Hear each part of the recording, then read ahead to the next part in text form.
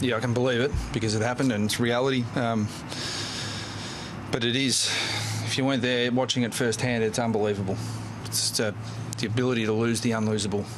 It's just absolutely diabolical in the end. What was the message to the players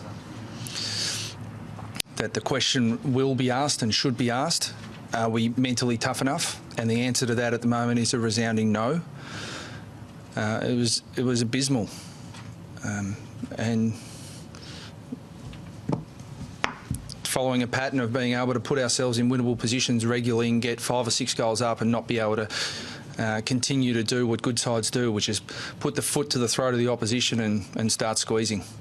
And good sides do it and we don't. So that pretty simply makes us not a good side at the moment. Kept the Crows to 1 goal in the first quarter and obviously scored 3 after that. Was that the defensive pressure you sort of got to try and bring all game? Yeah, well, it's not an issue of being able to do it. We can do it. We've shown that. But it just absolutely disgraceful at being able to stop them transitioning the ball from defence to attack. And they continue to do it after quarter time right up until the final siren. And we couldn't stop it.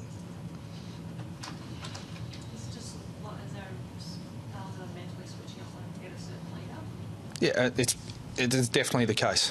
There is definitely the case that do the hard work, play the way we want to play to get to a certain position and then think that they've done enough. And we think we've done enough.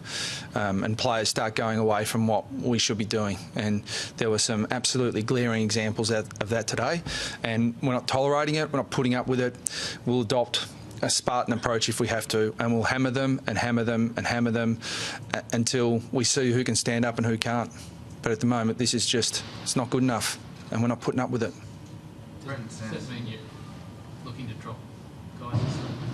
No, it'll mean that we'll put them through tough situations repeatedly and see who stands up. Those who get dropped will drop themselves.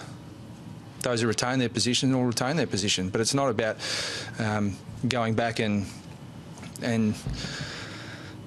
saying you're the reason we lost the game. It's a team approach, but that being said, we've got to find guys who can stand up individually as well, and clearly we're being let down. So, it's my responsibility to make sure that we get 22 guys who can represent the club for 120 minutes of each game, not for 30 or 40. What did you say to them? What did you say to them after the sign? Pretty much is what I said to you now. Brendan Sanderson mentioned records in last quarters and third quarters as I think the team was sort of 3/4 time break. Is that any sort of concerns on the fitness level of the guys to be able to run out of games? Now, fitness levels are something we've been working on for 3 years, and that's improved dramatically over the last 3 years. So I'm not as concerned about the physiological side of things as I am about the mental resilience side. Do you think other sides know at the moment that we can get North? Who cares? I don't care. I mean, they can think whatever they want. And I hope they keep coming at us, and we'll keep finding out who can stand up under those situations and who can't. I mean, I've never believed in talking about what the opposition we think they're going to do this, we hope they fall off. Well, if that's going to be your attitude going into games, then you better be pretty good yourself. Most of the other narrow losses, Brad, you sort of said have been explainable by some errors that are pretty easily corrected. Does this loss sort of seems to be the straw that sort of broke the camel's back for you?